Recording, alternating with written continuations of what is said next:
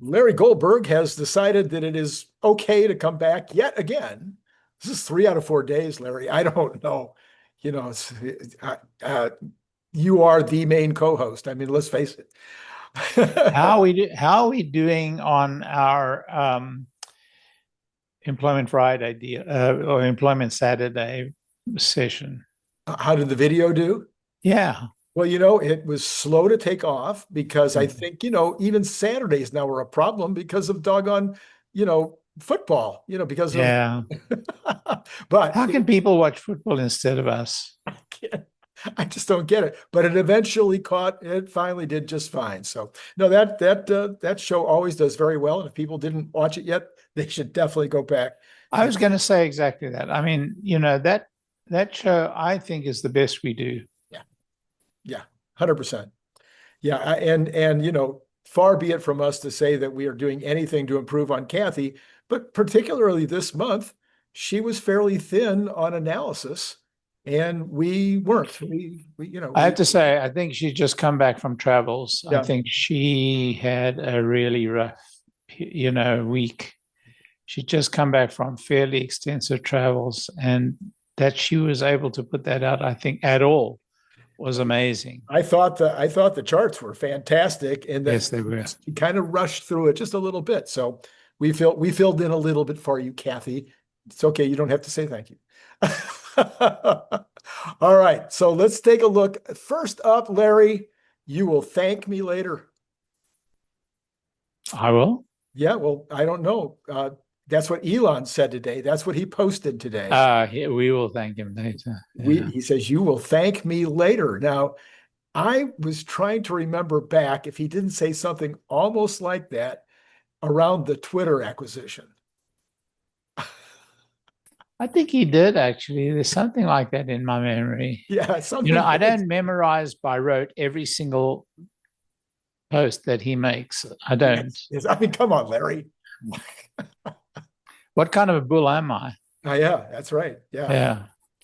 So you will thank me later. Now, he had said that within 24 hours of somebody suggesting he should buy a television station, and he thought that was something he should. He said what did he say about that? Something I like, thought that was a suggestion that he should buy some of the MSM, the sort of media, the mainstream media channels. yeah, mainstream media. Yeah, yeah. But I think they were referring more like to a CBS or an NBC or an Yeah. ABC. Yeah, yeah, yeah. Well, it's very interesting because CBS News is purported to be buying Barry Weiss's They are by that. They're doing it. website. I haven't seen that deal is final. I haven't seen that deal is real. Okay. It may be, for all I know, but I haven't seen. I mean, it's not been officially announced. It was a big number too. 100 million is not a big number in my judgment. It's a relatively small number. But what is big about it is that she will get control. She will get editorial control of the channel, which means that this will be the first mainstream media channel that is no longer a mouthpiece for the Democratic Party. Right, right. This will be amazing.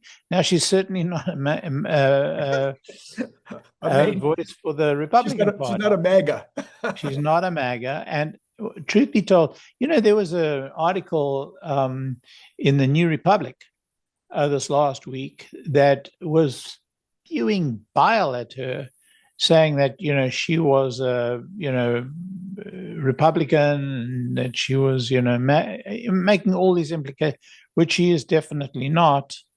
I mean, she is probably one of the most independent voices in media today. If you go to, but my wife is a subscriber, and I cheat. I read her subscription. I mean, it is the best of the best. The best of the best. Yeah, she definitely does a fine job, and she has been red-pilled for sure. I think it was. I'm not sure that's true. I think it was the Twitter papers that caused her to kind of get her mind opened. And once your mind gets open. Well, look, she resigned from the New York Times because their minds were not open. So I don't think that the Twitter files opened her mind. I think what opened her mind was her treatment I see. at the New York Times. Now she came from the Wall Street Journal, from the editorial section of the Wall Street Journal. She came to the New York Times. Mm-hmm. And, she came to the New York Times with this burning desire. She says, and I believe her, given all her writings, her burning belief, her belief, her very strong belief, burning belief in the independence of the press, that you don't show your political leanings one way or the other, that you report the news. Mm-hmm. Mm-hmm. And, she got very upset at what she saw at the New York Times and printed it. Yeah. And that got, that led to her leaving the New York Times. For sure. So, well, okay. So Barry Weiss, so CBS, I'm pretty sure, I didn't look it up, but I should have looked it up. I'm pretty sure that Elon could easily afford CBS or NBC. I don't know about ABC because it's part of Disney, right? Yeah, but Ford is one thing. I would hate for him to buy a channel. Well, it fits in with Twitter or not or X. It would be, an addition to the media empire. But yeah, I obviously I think another distraction we don't need. But I just thought it was funny that he says you'll thank me later, right after talking about that, and it just took me all the way back to Twitter. Look, I was a very, very keen and excited investor in Twitter. Yeah, I know you were. Yeah. When he took them private, I put my money down. Yep. And a lot of people questioned me. A lot of people whom I suggested come along and participate, said, are we crazy? Is this the right thing to do? And then after we did it, there were a lot of recriminations. Oh, we're going to lose all this money. We're going to lose all this money. I said, it's Elon. Yeah. That's right. That's right. It's Elon. And, he turned it into this incredible investment. Yeah. And I don't, right now it's in a very plastic state. Mm-hmm. And I think that, he could well buy a television channel. I'd hate it, but, he's Elon. He can point at me and say, that guy doesn't know what he's talking about. That's fine. But, whatever he does with that company is going to be exciting. Yeah. So speaking of exciting, we have the new pay package, and I'm wondering, do you believe that this new pay package, while it's in process or even after it's been everybody agrees to it, which I think we'll talk about that in a minute, but assuming everybody agrees to it, will this truly keep Elon from political expression or even slow him down from his political activity? Not much. I mean, the words are on the paper, but let's assume he does form the Democratic Party or whatever. The American Party? American Party, yeah. America Party. Let's assume he forms it. Yeah. What are they going to do? Withdraw his pay package? No. Yeah, so I don't see how you enforce that or what it means. I don't know what the words really mean. I haven't parsed them to the, and I'm not a legal expert. I wouldn't know, but my guess is that nobody would challenge it. That'd be my guess as well. All right, so we have your odds. What do you think happens? Are we going to pass this pay package? Oh yeah. I'd be very shocked if we didn't. Some of these institutions have been no on previous votes. Do you imagine any of the no votes on the previous packages coming around for this one? Yeah, JP Chase are going to vote in favor. Well, they did vote in favor, I think, of the last one. Okay. Vanguard are going to remain strongly in favor. Fidelity are going to remain strongly in favor, and that's it. Okay, there you go. That takes care of it. The retail shareholders all going to vote yes, resoundingly. I don't see a single major investor. Look, those investors who voted against have all receded. They've pretty much bowed out of the holdings. I don't see anybody voting against this. This pay package is going to be more popular than the last pay package, in my judgment. Yeah. I've noticed in looking at the news on this that there's very few people that are saying that it's crazy. Yeah. Yeah. It's like now I think maybe that's partially because NVIDIA is now, knocking down $200 billion in earnings. So to do 400 billion no longer seems impossible. Right. I think, and in this particular pay package, the fact that he did 10x the stock in the last pay package and pulled it off, and the fact that we're now talking about, thousands of dollars a share that he has to aim for. I think people look at it and say, he's done it once. Yeah. There's a good chance he can do it again. Why would we not want that? Right. I mean, the only reason you'd not want that would be to oppose the interests of your customers. Yeah. Yeah. To oppose Elon. And then you have to answer your customers why you are invested in the stock in the first place. Mm-hmm.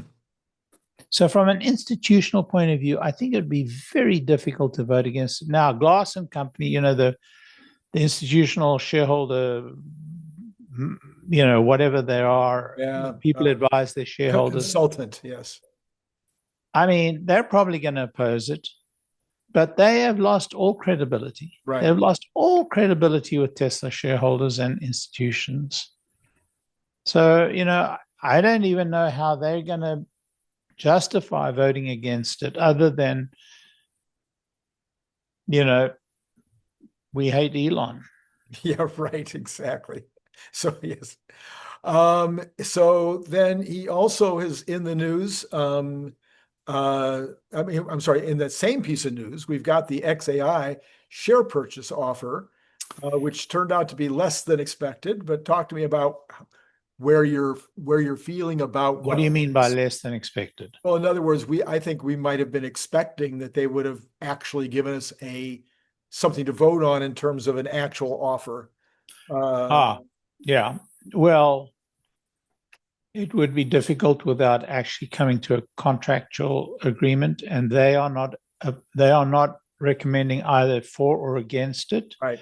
Which means that they would not have motivated a conversation, right, or a negotiation, right, with XAI because they're neutral on the subject. They're looking for shareholder guidance. Right. I believe that most institutions are going to vote against it. Oh, okay. I mean, I think Morgan Stanley will vote for it, but I think that Goldman and JP Morgan, I think they would probably oppose it. I would probably oppose it. And the reason I'd oppose it is not because I don't want Tesla to have stock in XAI.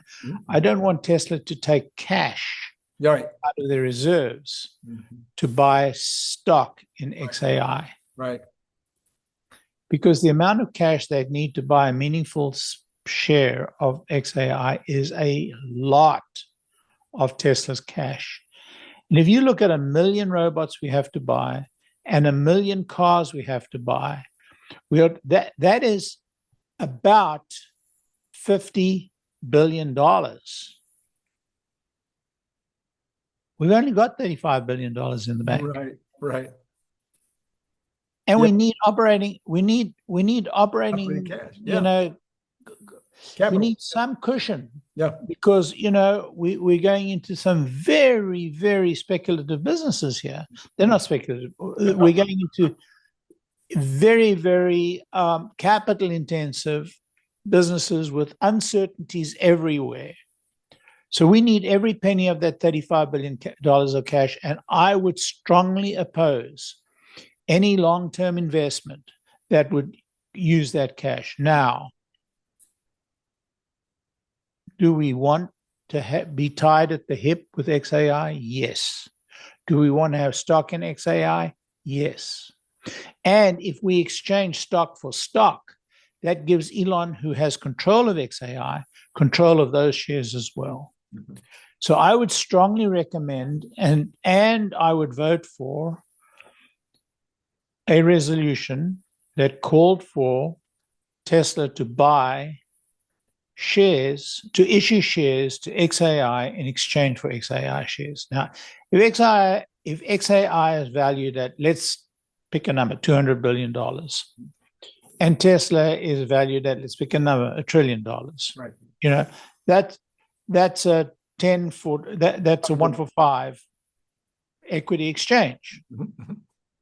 So we can have, for every one Tesla share, well, it's not because there's 30 billion shares in issue, but that in terms of value. Right. So there I would say, let's exchange, 20 billion of capital for, 100 billion or whatever right. For 5 billion of their capital and so on. Right. So I would strongly support that. Okay. So I don't know how the governance would work on this. So once we tell the board, yes, we'd be interested in, if we say yes, would the board then do the negotiation and still have to come back and get shareholder approval, or would the board be able to approve it? They need shareholder approval on the deal that they do, depending on the value of the deal. Okay. If the deal is not a material amount in our balance sheet, they can do that. I got you. And I would suppose it would be a material amount. I need to do the sums on this exchange, share for share exchange. I mean, I haven't been very diligent. I probably should have motivated a shareholder proposal myself, which is more specific than this very sort of, idea floating up. Let's buy some shares. Yeah, I think if you asked, I'm just based off of what I see online on X, is that most people are talking about, 5 billion of Tesla cash or stock. That is the stupidest idea. Too small? Yeah. What does 5 billion count for? What is it? It's not meaningful. It's like less than 2.5% or something. Right. So I would much rather issue like $25 billion of stock. I got you. And take a meaningful, at least 10% stake. Gotcha. Okay. All right. Okay. Well, we'll see how this all plays out. Tonight we have Viva Las Vegas at 8 o'clock California time. I suppose you guys, I'm sorry, man. It's like a dictatorship of the Westariat. You do these things at like midnight our time. Yeah. Because 8 o'clock is 11 o'clock our time. They're always an hour late, which means midnight. I mean, you can't even see the end of Monday Night Football, right? I don't even watch the beginning of Monday Night Football, my friend. So are you expecting anything tonight other than the announcement of a storage product that will be somewhere between a Powerwall and a MegaPack? If I watch Randy Kirk videos, then I would believe that we're going to hear some announcement about solar energy, building solar plants, building some mega solar plant in the desert or maybe globally. That's what Randy Kirk would have me believe, but he's a little crazy, that guy. I don't really subscribe to it. I don't know, maybe they have an announcement, but who knows? Some are talking about that this new product will have a capacitor, so that you're not needing a transformer, and so be faster and easier to install. You talked the other day about it possibly being something for going into the new data centers as something that will be distributed energy rather than having them outside. And so talk to me about capacitors, talk to me about data centers. Well, capacitors are now being widely used as short-term surge provision in I don't want to say in parallel because I don't know electrically if it's in parallel, but so they have a package of batteries, and a battery has a response time of X, and a capacitor which has a response time of like 1/100th of X, right. to take care of the immediate or instantaneous provision of power until the batteries can reach that level. So there are those packages that are already being produced out there, and maybe that's what they're going to be doing. And then they put that into a smaller package, and then that package can actually be within the data center itself to smooth the incoming power from, whether it's from generators or from the grid or wherever, but give constant smooth power to the towers of processors, whatever they have, whatever the size or the structure is. I just see that as a very neat package. But that's not the bleeding edge of the industry right now. I mean, there are really nice products that they can make, and there's a continuum of those products. But, I mean, I think that those are generally available, but if Tesla would add that to their armamentarium, then that'd be good for them. So there was another announcement today. This was the shocker of the day. It's not a Tesla product, but it certainly probably will impact Tesla at some point. And that was SpaceX saying that they were buying out an entire, the rights to a certain bandwidth in space. And I know about that much about it. And I know a little bit more than that. Okay, because yes, it's over my pay grade. So I'm going to let you talk about it so that I learn. I think we're all going to learn. Okay. There are some experts amongst us that can school us. So I'm not Brian going to Wong try. would probably be the guy I need to call, but go ahead. If you could give us your best shot. Yeah, I think what's happening now is very important. So right now, Tesla are about to launch they've got some direct-to-cell communication right now. Right. And that direct-to-cell communication that they have right now is relatively limited. And it is text only. And they are borrowing bandwidth from T-Mobile. And T-Mobile will be providing the service, but it'll be open to a lot more people. But there's a lot of competition looming on the satellite front. Some of this competition are going for higher bandwidth in direct-to-cell from fewer satellites. Remember that the value or the advantage of Starlink is that it's very low Earth orbit, not very low, but it's a low Earth orbit, which enables them to provide low latency connections, internet connections. When you're doing direct-to-cell on text only, latency doesn't matter. So a lot of these other cell providers are providing direct-to-cell with higher latency. Tesla's they're going for something a lot better than that. They're going for low latency direct-to-cell, but their latency is low enough now to offer voice. Right. From low Earth orbit. Their new satellites, which they'll be able to launch with Starship, and we saw the test launches of those dummy satellites on the last launch of Starship, on the last test of Starship, and we'll probably see another set on this test of Starship, which will be next month, early next month, it looks like.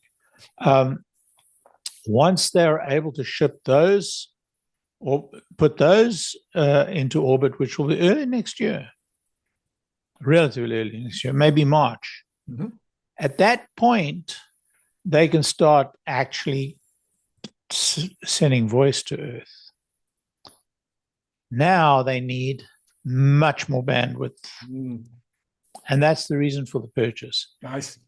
And with that bandwidth, they can do voice to earth. Got Now it. the question is, do they make their own phone? Because current phones are not set for that frequency. Mm, Do they do a deal with all the phone companies to add that frequency to the current phones? Do they make their own phone? What's the deal to be done? And what's the advantage of making your own phone? And is there space in the market for another phone? All open questions. Everybody's dealing with those questions. Interesting questions, yep. but I don't think they're the important questions. I think let's get Starship done. Let's get the V3 satellites up. Let's see their bandwidth, and then all will be revealed.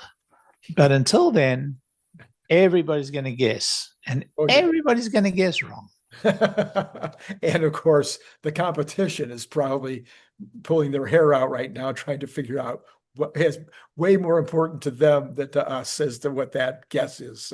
Randy, if I were a telephone company today and I saw Elon in the rearview mirror, I would be looking for my pension. Yeah, exactly.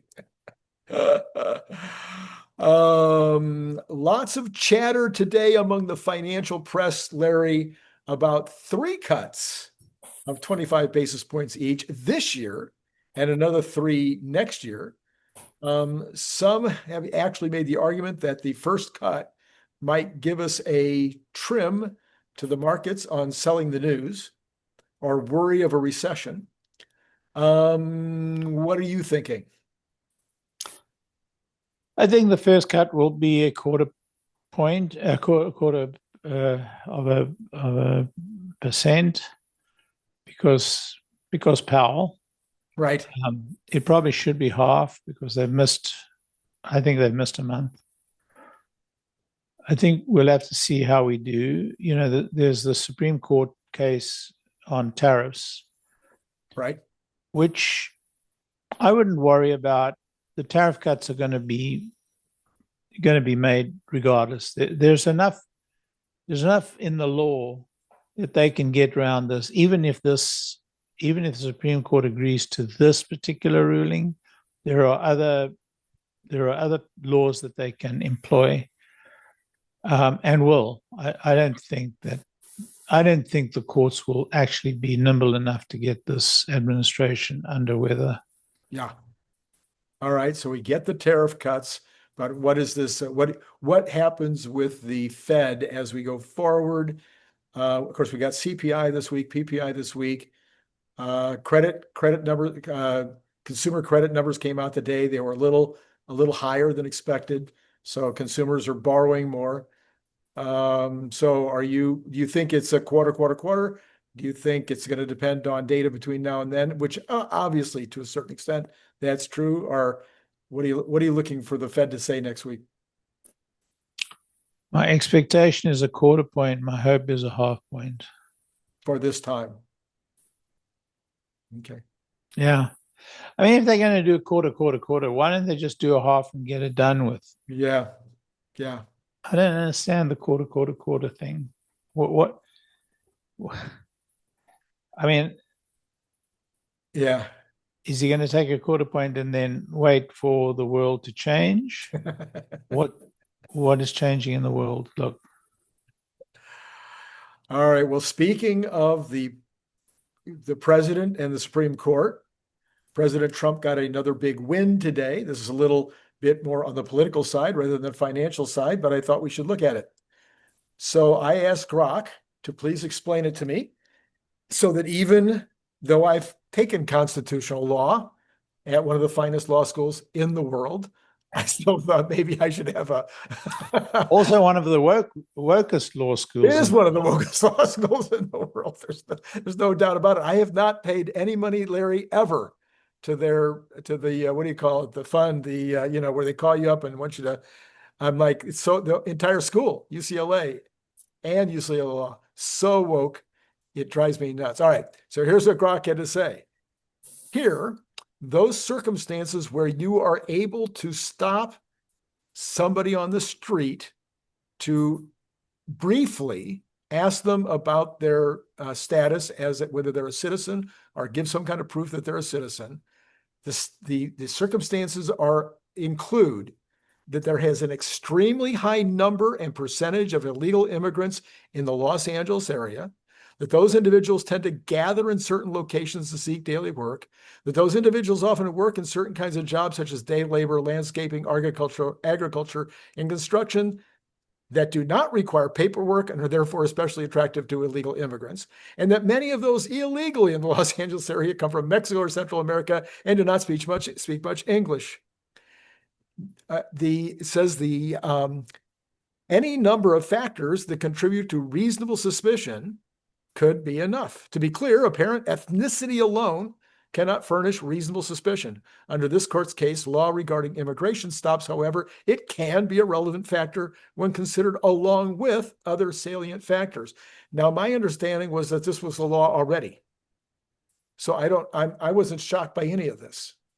I agree. Okay.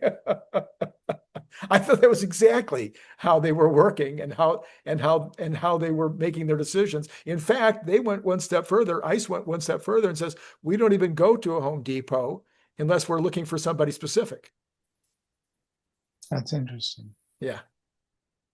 So they were going even one step further and saying, well, but while we're at Home Depot, we might get some collateral work done. Anyway, your thoughts about the Supreme Court decision? Anything to add, subtract, or? Look, despite what the mainstream media say, this administration has been quite cautious in applying the law. They have.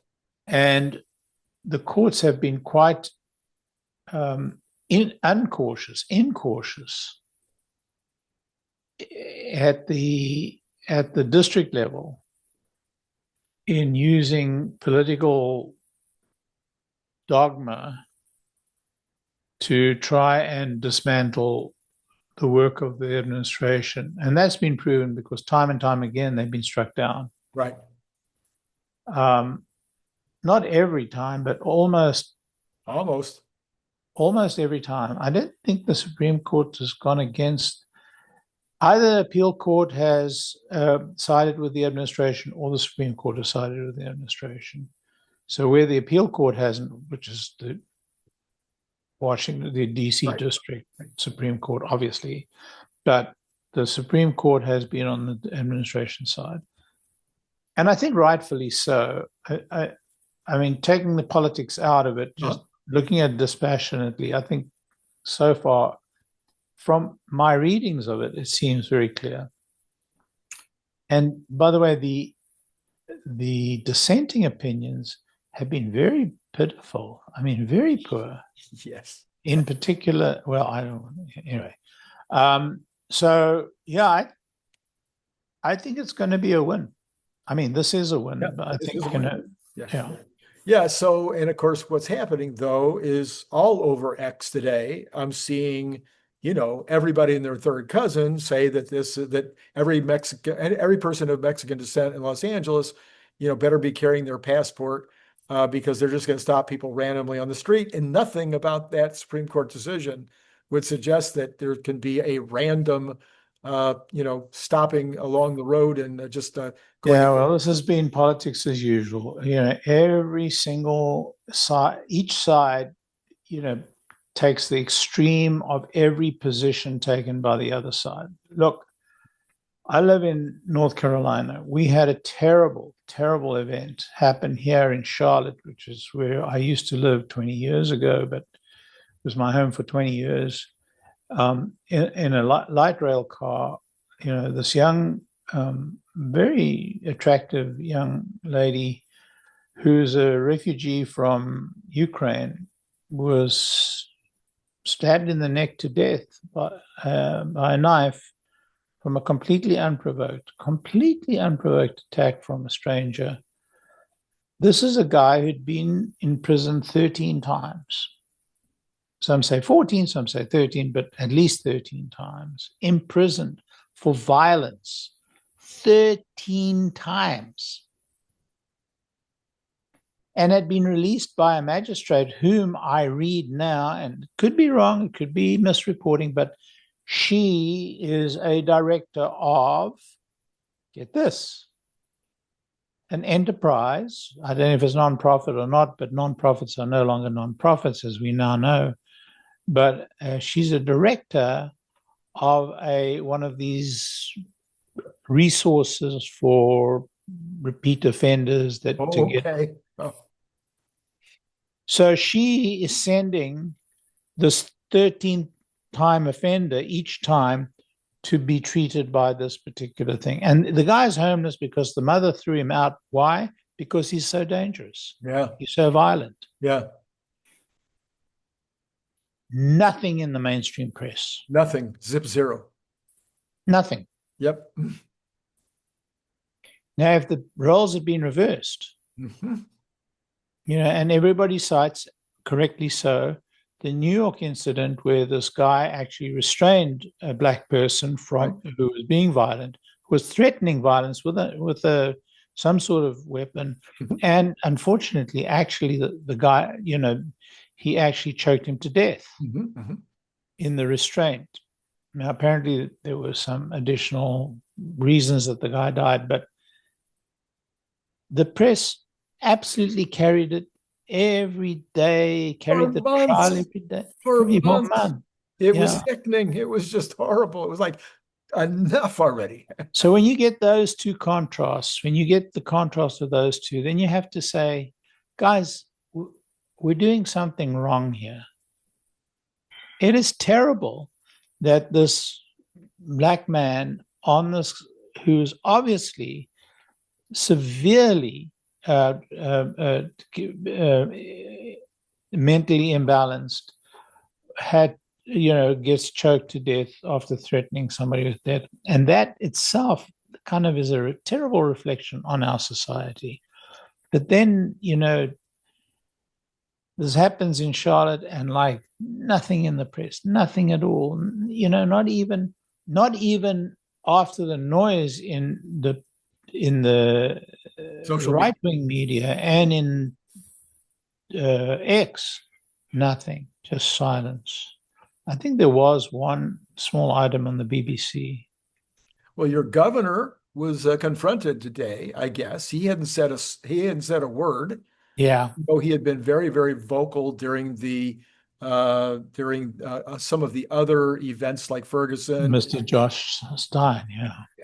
So he was confronted today and he says, "Oh yeah, it was a terrible thing. And I'm really sad and sorry." But it was like too little too late, and nothing about the fact that the criminal justice system was the real culprit here. Well, I think we should look at this magistrate. It just seems wrong that she would be the person to send accused people to this service where she is a director. I hope that report is wrong, and I hope that's wrong. And if it's not wrong, then something needs to be done. Well, we know for a fact that the judge that's involved in the Cook case, the federal governor, the Fed governor Cook. We know that the judge that's handling that case, she's a member of the same sorority. Yeah, but it was a different year. I don't know that's a. That wouldn't worry you. Why wouldn't there be in every judge's case? Why wouldn't the first idea be in their head? No suspicion. No, there's other judges. Well, the rules. So, Randy, I looked at the rules here. The rules actually specifically state that things like a sorority doesn't matter if they had no contact and if they're completely different years, completely different chapters. The fact that they're in the same sorority, it's like, it's like if a judge went to UCLA in a different year from you and you had before them. I don't think it counts. Yeah, I So wouldn't I say. think we're making too much of that. Okay, all right, okay. I'm not 100% convinced, but I'm marginally convinced. How's that? So so we've got Tesla down a little bit today, Larry. It started up and it went down. Yeah, I know, and it went down a little, like $5 or whatever, after being up 3 or something. I don't By know. the way, if anybody wants to vote against the package, Yeah. just look at the price of the stock since the package. Oh, okay. Am I right or am I wrong? I think, well, I actually went through this exercise the other day, Larry. It's a pretty interesting exercise. Tesla for the last week is up 5.56. For the last month is up 1.48. For the last 3 months is up 12.26. For the last 6 months is up 55.93. For the last year is up 60.17. Last 2 years is up 26.62. Seems like a pretty good stock to me. Not a bad deal. Not a bad deal. So, but overall, yes, I would agree. I think people think that, well, I saw Whole Mars or somebody today. Maybe it wasn't Whole Mars. Somebody posted today. They said this is the first time in a while that they've been enthusiastically excited about the future of Tesla. Now, The whole Mars has been excited forever. well, it must have been somebody else then, but it's one Oh of yeah, somebody else that's on there regularly. yeah. And I'm enthusiastically excited every day. But do you think? Do I you, think that may have been James Catt you're talking about. it might have been James. Whole Mars has always been. I Yeah. mean, he's one of the biggest bulls there is out there, Yeah. and he won't brook any criticism of Elon. So yeah, James Cap, maybe it was. So anyway, do you think? Think about your own feelings. Did your feelings get any more excited as a result of having the package finally on the table? I have to say that the package reflects my expectations. I'm very pleased to see that they're so closely aligned to that of the company. I'd love to hear Elon's take on the package. I'm assuming that there's been some conversation with him about whether he would accept that or not.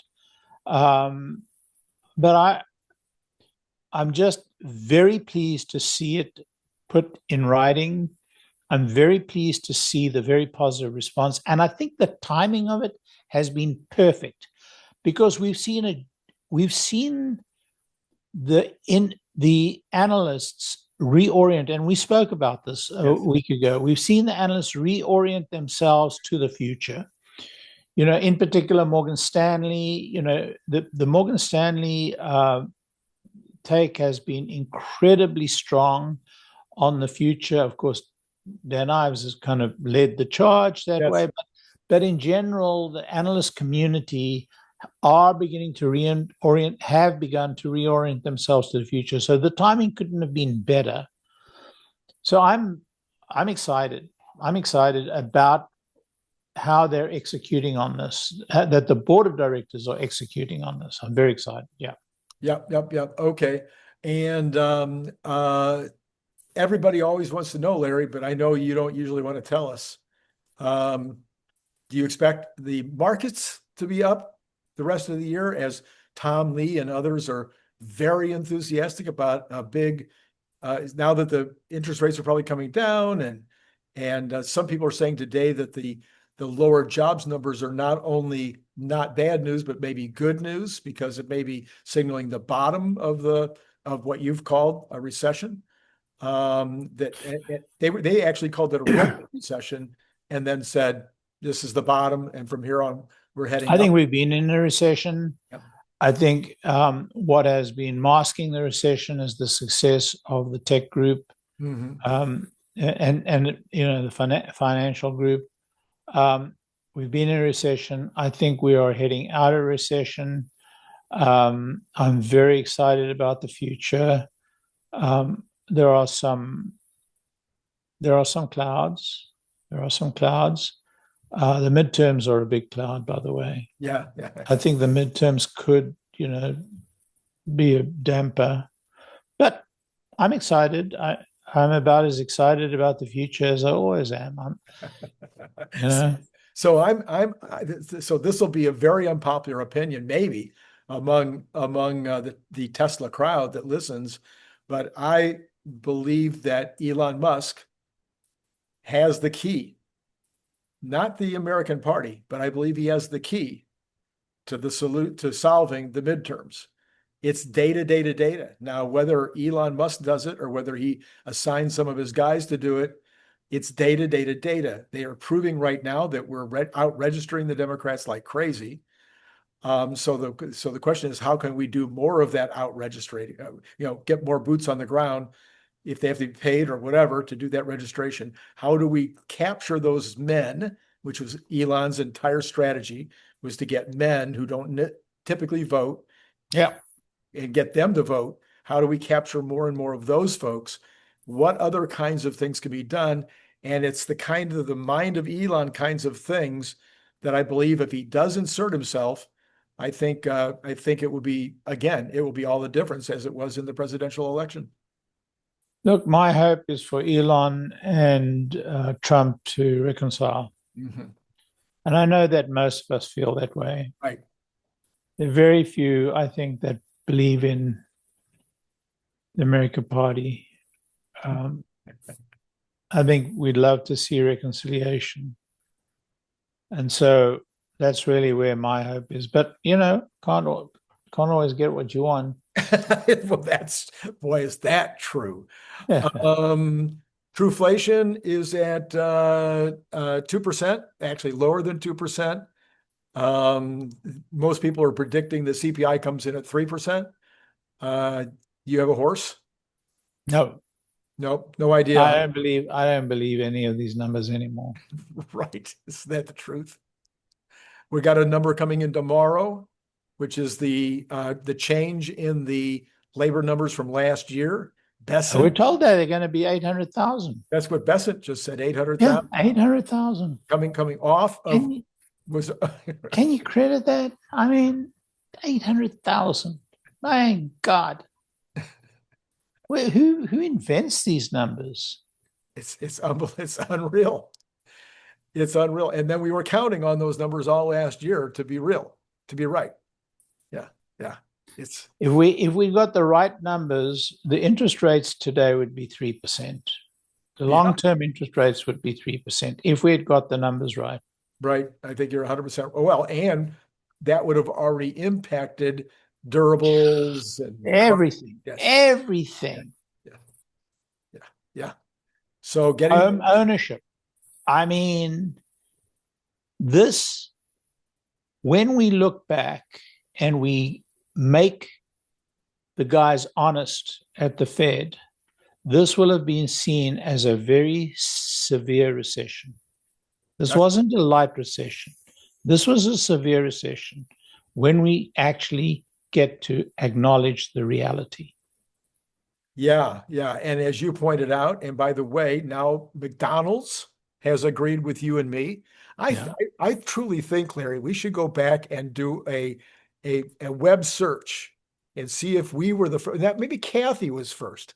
Did Kathy talk about the split between 100,000 as being people under 100,000 being in recession and people over 100,000 not? Or did you and I say that first? We'd have to go back to look at it because, I mean, this has been a refrain for a long time. So we may have been early, but whether she was before us, I don't know. But we certainly didn't disagree if she had come first. McDonald's said over the last couple of days, McDonald's said there's a divide between the 100,000 and the 200,000. So I think that's just has been so clear. And I just don't think that that's been picked up by the press, by the financial press. I don't think they figured it out. Larry, I'm going to put us on hold for a minute. I'm going to let you go and report the numbers in 10 minutes when all of the numbers are actually in. So and gold is at a record level. Goldberg was wrong about gold. This is true. We can. This is definitely, and now you can add Kirk who has nothing in gold in his name, who said, well, now we're finally at the limits and it's going to have to come down. At least thus far, I join you now, Larry. Take care, Randy. All right. Thank you so much, Larry. Have a good week. You as well.